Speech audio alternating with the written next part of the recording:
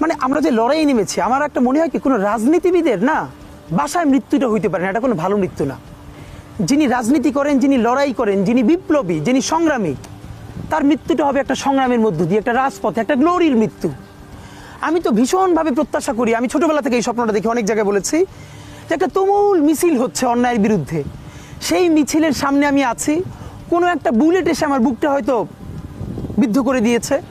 এবং সেই মিছিলে আমি হাসতে হাসতে আমি শহীদ হয়ে গেছি।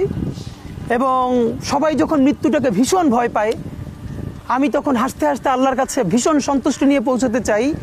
যে আমি একটা ন্যূনতম ওই জীবনটা লিড করতে পারলাম, যে আমি একটা ইনসাফের